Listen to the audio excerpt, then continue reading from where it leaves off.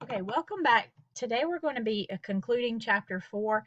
I just know from when I've taught this in a face-to-face class that at this point we need to kind of regroup and see some more practice problems in order to better understand this probability chapter. So that's what I want to do today. I'm not going to introduce new material. I'm just going to go through more practice problems of the same concept. I would encourage you for each problem to try it on your own and then advance the video to see what you should have done for the problems. Okay, so this is our first problem here. I would encourage you to try this one. Pause the video, try it, make your best effort at it, and then see how you should have done it. I really don't think you get as much out of it if you just listen to me do this. You have to get in and practice it, just like practicing any kind of sport. So please take the time to do that.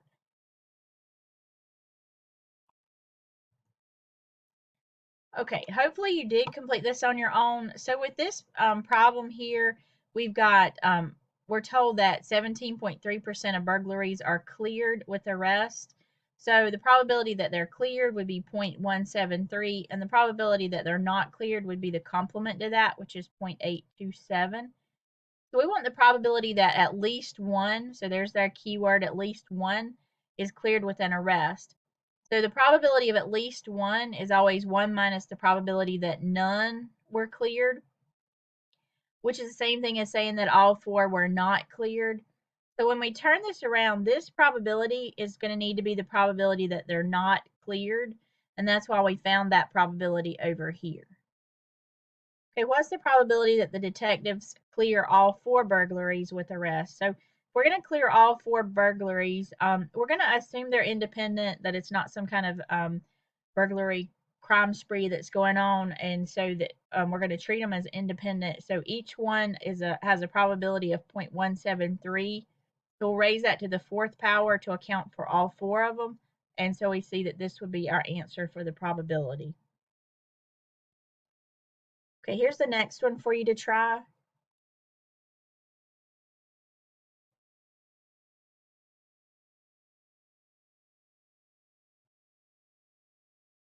Okay, so this is a composite problem.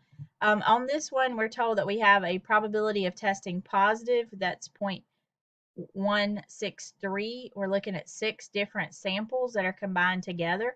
So we want to find the probability that the combined sample will reveal a positive result. If you recall from composite samples and combined samples, the composite or combined sample is going to test positive if at least one of the individual samples is positive. And so that's what we've got to find here, even though it doesn't explicitly say that.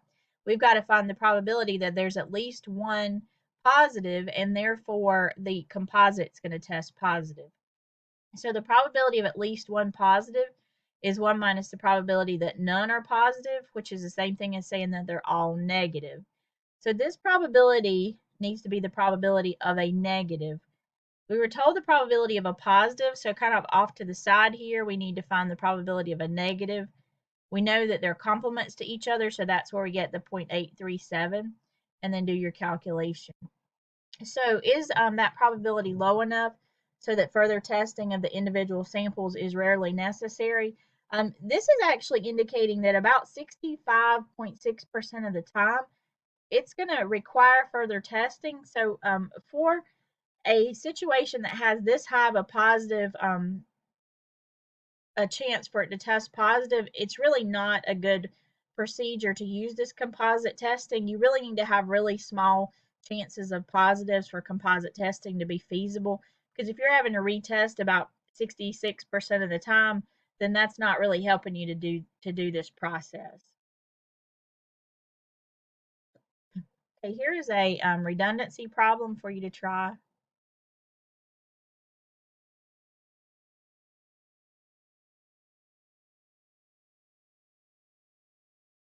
Okay, looking at our answers on this one, this particular one says that you're talking about aircraft and independent radios. So we're going to assume that for a typical flight, the probability of a radio failure is given here. What's the probability that a particular flight will be threatened with the failure of both radios? So we've got 2 independent radios, and we want to know what the probability that they both fail. Since they're independent, then we're just going to multiply the probability of failure to itself or square it, and we get this as our answer for the probability that both radios fail. Okay. What's the probability that a particular flight will fly safely with no problems with either radio? So as long as at least one of the radios work, then it's going to be able to fly safely.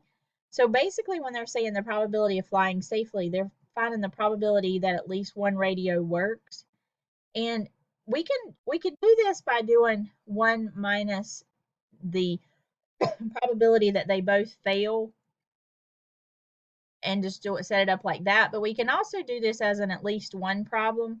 So the probability that at least one radio works is 1 minus the probability that none work, which is the same thing as that they all fail. And that's what we had here. So it's kind of two different ways you can look at it, but it should lead us to the same answer regardless.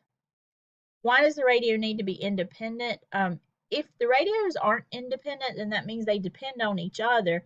So if they're depending on each other, then one failing is going to cause the other one to fail.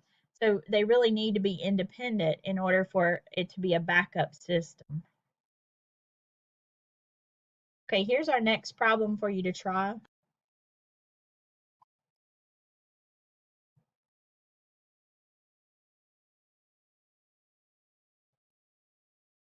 Okay, so here's the solutions that we should have for this one.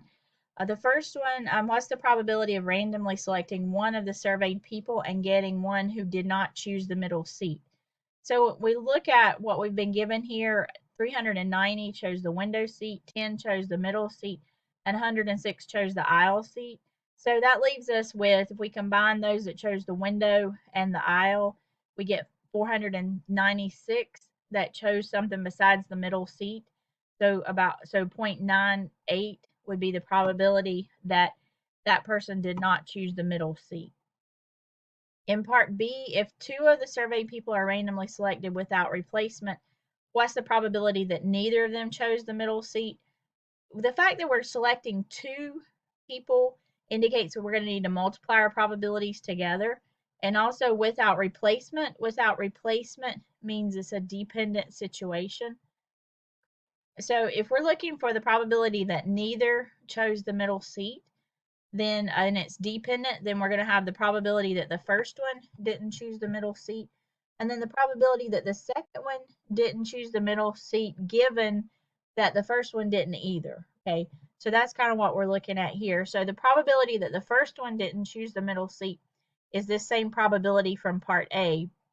The probability that the second one didn't choose the middle seat, given that the first one already had, there's not as many seats left that aren't middle seats. So there's 495 that are not middle seats, and there's 505 total seats. So when you multiply those two together, you get 0.961. Okay, part C, if 25 different surveyed people are randomly selected without replacement, what's the probability that none of them chose the middle seat? So we're selecting 25 people, and that's out of 506. So while it's close, it is actually less than 5%. So we can use that 5% rule for cumbersome calculations. Because obviously we don't want to write 25 different parentheses with different numbers in each parenthesis. That would definitely be cumbersome. So all we're going to do is, to get the probability that none chose the middle seat, we've got the probability that they didn't choose the middle seat, and raise that to the 25th power, and we get this as our probability.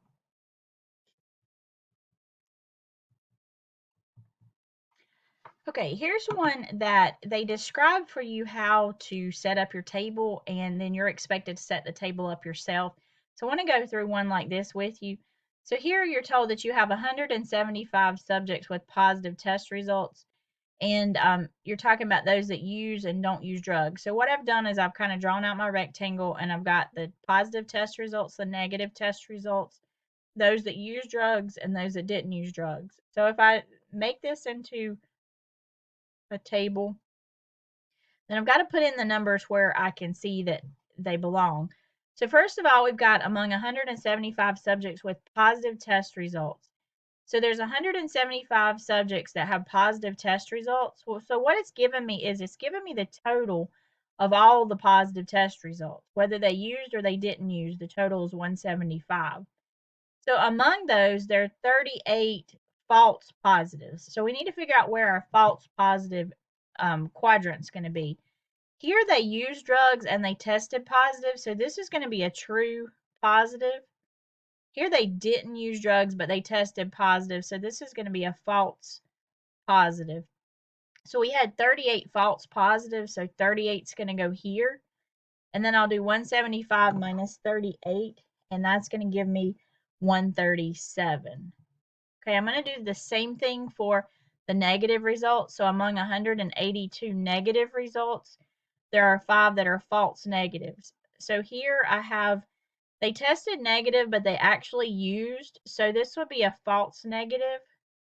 Here they didn't use and they tested negative, so that would be a true negative. So we had 5 false negatives, so 5 is going to go here.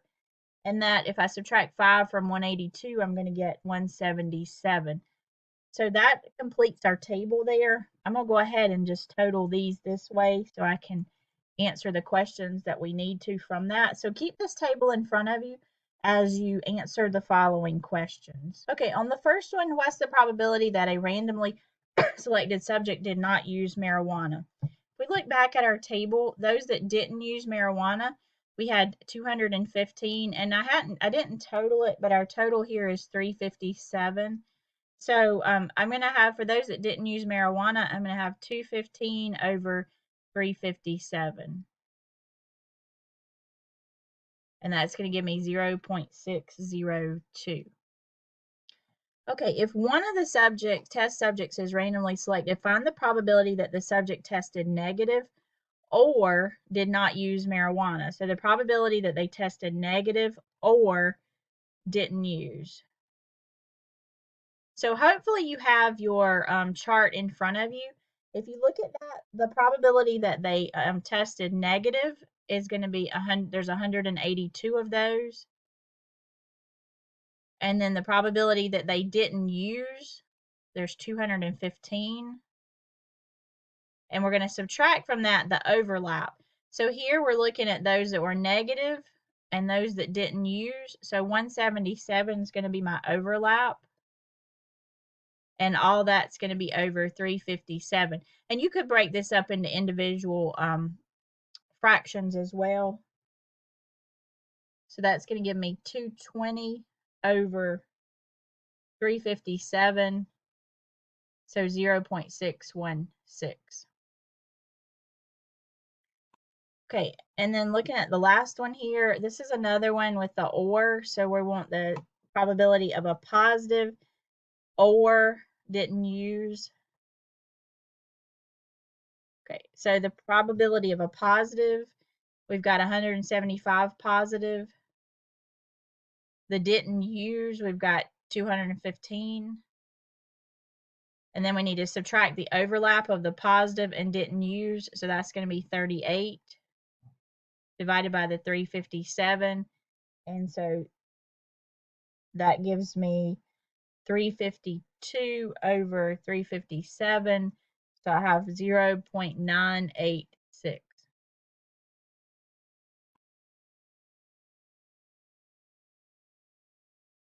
Okay, one thing, these here are not disjoint because we do have an overlap. So because we have an overlap, we're going to have to subtract away these parts here that you see. Remember that you can just go in and add up the particular cells that you need out of the table, and that will work as well. Okay, here's one, continuing with the same table that we've been working with. I want you to try these 3, and then let's take a look at your answers on these.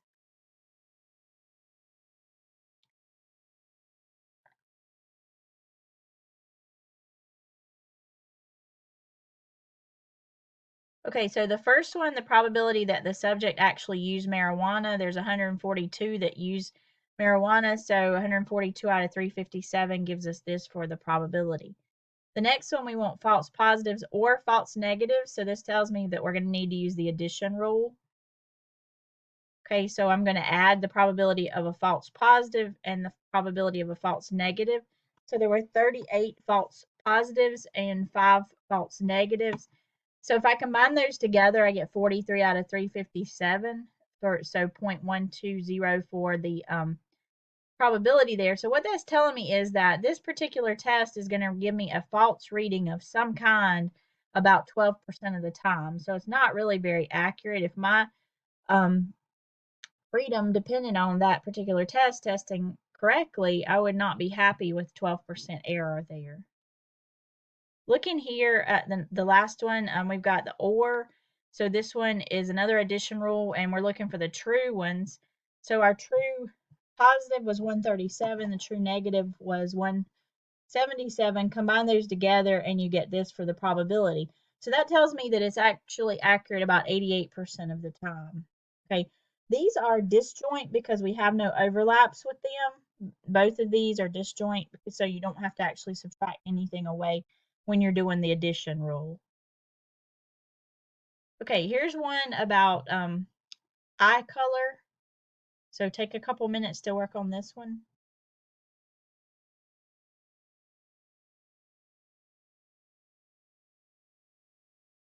Okay, so your results on this one, if you're told that about 32% of the population has blue eyes, so you want to know what the probability is that he or she does not have blue eyes. So this is just simply a complement problem. So 1 minus the probability that they do have blue eyes will give me 0.68. If 4 different people are randomly selected, what's the probability that they all have blue eyes?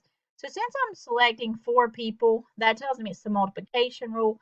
It also tells me that I'm going to need 4 parentheses or the equivalent of 4 parentheses. Here we're selecting 4 people out of all people, and therefore we could easily be under that 5% so that we can treat it as independent. So in doing that, all of our parentheses will be the same, so we can just do that to the 4th power, and we get this as our probability. Would it be unlikely to randomly select 4 people and find that they all have blue eyes? The answer to that would definitely be yes, because this is less than 0.05. Usually 0.05 is kind of the criteria for determining if it's unlikely or not. So it is fairly unlikely that you would select 4 people and they would all have blue eyes.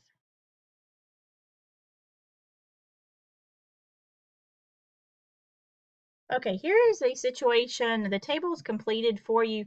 We've got lots of different problems here, so I'm going to give you a chance to pause this, and then we're going to go through this particular table and answer the questions that go with it.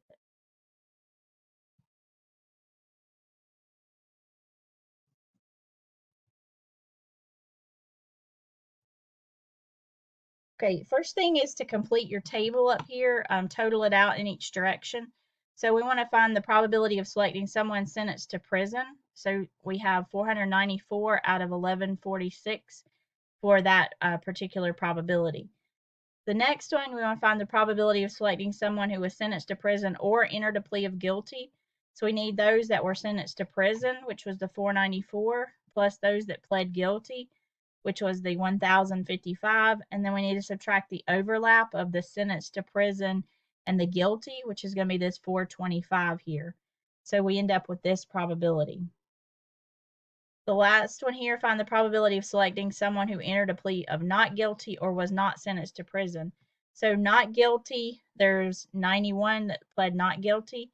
Not sentenced to prison, we had 652, and then the overlap of those two categories would be the 22, so that's the part that gets subtracted away, and we get this as our probability.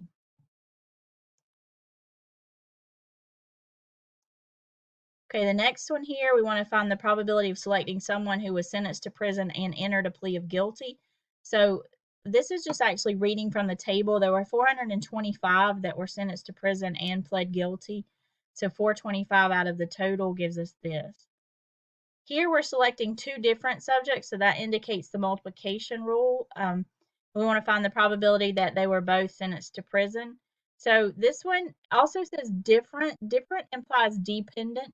So I'm going to set this up with the conditional probability. So here we have the first one is the 494 out of 1146, and that's the one sentenced to prison. The second one is conditionally dependent upon the first one. So we have to take one away from the numerator and the denominator, and we get 0.186. The next one, we've got, again, the multiplication rule. Because we're taking 2, they've got to be different. So to guarantee that they're different, we can't put them back. So therefore, it has to be dependent. So here we want the probability that they both entered pleas of not guilty. So we had 91 not guilties out of 1146 after the first one was selected. Then we had 90 not guilties to choose from out of 1145. Multiply those two together and you get this answer. And then finally, here we've got 5 different ones using the multiplication rule. So it's kind of the same idea as the one before, except you've got 5 of these to show, and this is your answer here.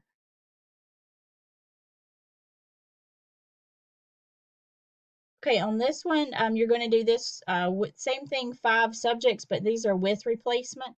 So instead of having to write 5 different ones out, they're all 5 going to be the same. So we'll do this to the 5th power, and we get this as our answer. Okay, next we have these the givens. So we want the probability of being sentenced to prison given that the subject entered a plea of guilty. So we know they entered a plea of guilty. So that tells me that we're going to focus just on this part of the table here. Okay. So looking at that, out of those that were sentenced to prison, that's the 425. So that's where we put in the numerator. And then the total of just this column is the 1055. The next one is another given one. This one focuses on, we're given that the subject entered a plea of not guilty. So this one is actually going to use this column here. And that's why we have the 91 as the denominator, and we had 69 of those that were sentenced to prison. And then when it says, after comparing the results from parts I and J, what do you conclude about the wisdom of entering a guilty plea? If I look at this, it looks like that this is a higher probability. So you're more likely to be sentenced to prison if you have entered a plea of not guilty. So if you've entered a plea of guilty, then you're less likely to be sentenced to prison. So in terms of the data that we're looking at, it would be better to plead guilty. Okay, here's another example for you to try.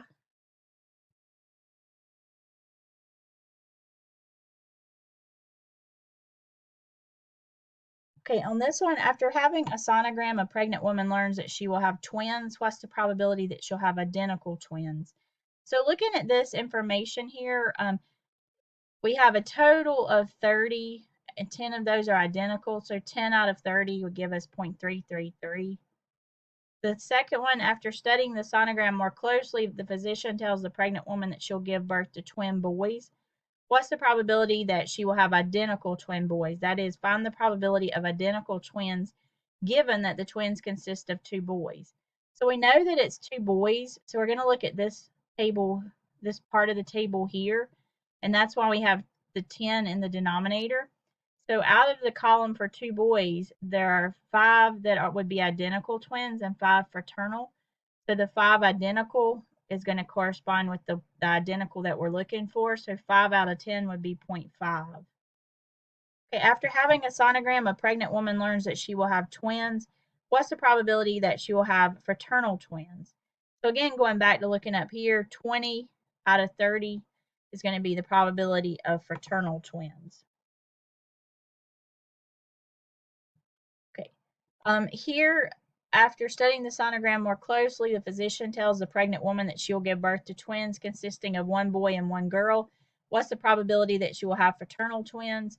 If you're going to have 1 boy and 1 girl, you're going to focus on these categories here, and those are going to have to be fraternal. So 10 out of 10 or 1. That's a given or a certain event that if they are a boy and a girl, then it's going to be fraternal.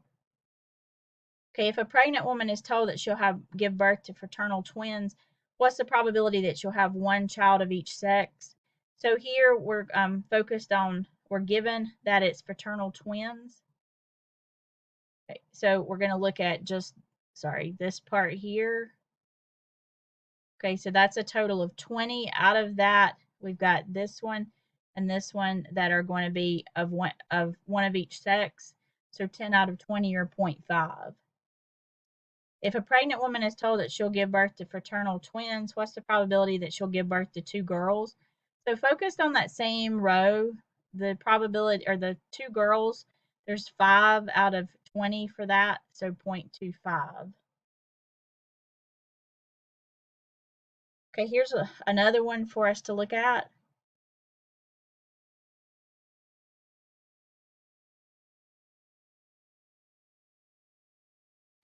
Okay, so total this one completely out, and in the this is an experiment. You're looking at if you give somebody 4 quarters or a dollar bill, are they more likely to spend it with the 4 quarters or the $1 bill? So looking at this one in part A, you're going to find the probability of randomly selecting a student who spent the money given that the student was given 4 quarters. So we're looking at that they spent the money for the chewing gum given that they were given the 4 quarters. So if you're given the 4 quarters, you're looking at this top row here, which has a total of 43, and that's why we'll use the denominator of 43. And then the spent, there were 27 that spent their money, and that gives us this ratio and this probability. Here we want to find the probability of those who kept the money given that they had the 4 quarters. So again, focused on the first row for the 4 quarters, gives us a denominator of 43, and those that kept the money would be 16 out of the 43, and that gives us this probability. Okay, here's 2 more parts to the same problem for you to try. Okay, so on this one, we've got probability of randomly selecting a student who spent the money given that the student was given a $1 bill. So we've got spent, given a $1 bill. So we're going to focus this time on this bottom row here. So our total for that bottom row is 46, and then 12 spent their money. So 12 out of 46 gives us this probability. Here we want the probability that they kept their money given that they were given the $1 bill. So 46 for the total because there's 46 that were given the $1 bill, and of those 34 actually kept their money.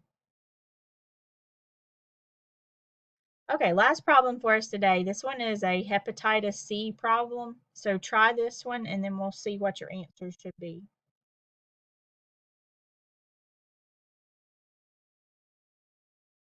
Okay, total this one out. These are given problems, so we want to find the probability of selecting a subject with a positive test result, given that the subject does not test to have hepatitis C.